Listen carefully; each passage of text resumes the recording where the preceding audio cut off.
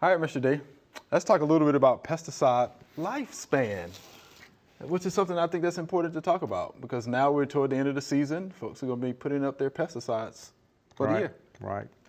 And most pesticides have a very, very long lifespan. Okay. I wouldn't think that I have to replace pesticides every year. I mean, I've got pesticides that I use that are probably 10 or 15 years old, and so just store them. It's probably best to store them in an area where they won't freeze, a cabinet or something where they won't freeze, that have some protection from the elements. But if a pesticide is taken off the market, or for some reason you know that you'll never need it again, then I would wait for a household hazardous waste event, and make sure you dispose of it that way.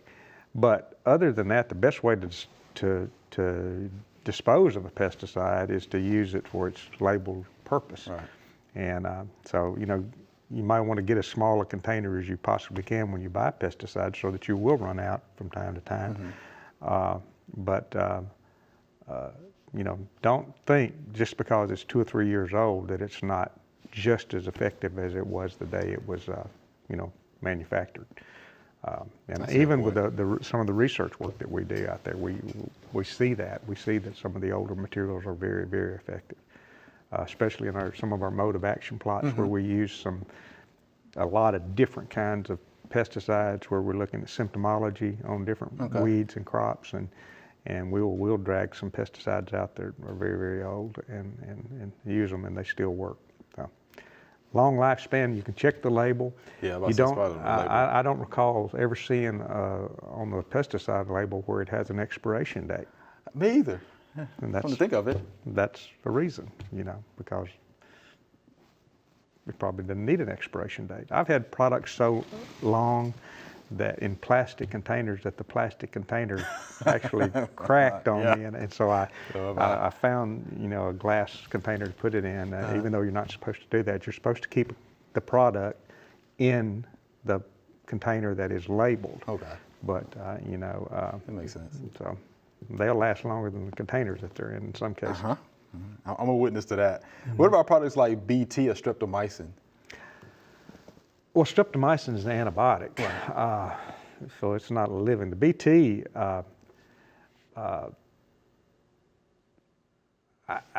would make sense that it's a bacteria and that it has a life, but again, I would check the label, and some bacteria, they will live for a very, very, very long time in the environment. There is a stage that they go through in a encapsulated type thing, and I've got the correct terminology for that, a cyst or something that is very, very, impervious to, the environment, and they can last a very, very long time.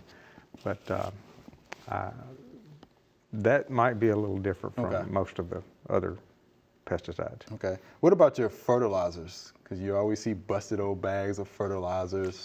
The same way with fertilizers. The only problem with some of the fertilizers is when a bag gets burst open, it'll take, sometimes moisture from the air will come in, and that can cause it to break down and volatilize, for example, some of the nitrogen.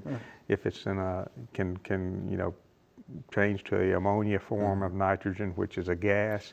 So that could reduce the amount of in some fertilizers, and also sometimes the moisture will cause them to cake up and form real big rocks and stones, and so you may have to break those up. So you may lose a little bit, but I would probably still, if I could, go on and break those up and use them for whatever they need to be used for, because I'd rather once again use those products for their labeled use than send them to a landfill somewhere. If you do have to do that, then you need to wait for a household hazardous waste collection, and do that. And I know here in Shelby County we have a household hazardous waste site out at Shelby Farms, and probably a lot of the areas do, but be real careful. Another thing I want to throw in here too, if you do completely use the pesticide up, finish it up, And I think it'll tell you this on the label.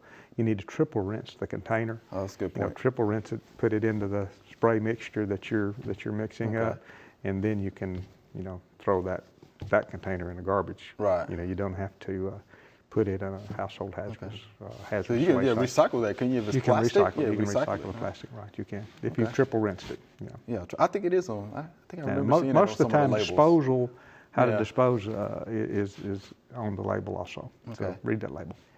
Is it a good idea to, you know, keep those fertilizers and those wettable powders off the ground?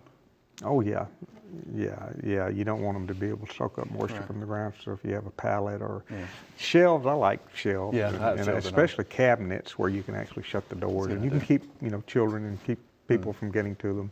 If you've got a locking cabinet, that would be good. Yeah, up off the ground. You know, don't put them where they can soak up moisture from the ground. And you need to kind of keep them inside. You know, in a shop or a storage building, a little storage building Shade or outside would be fine. Okay. You know, All right, but yeah, just read the label. follow that label. I'm pretty sure. Read and heed. Yeah, read and heed. I like that. I'm pretty sure it's on that label. All right, thanks, Mr. D. Appreciate that. Good deal. All right.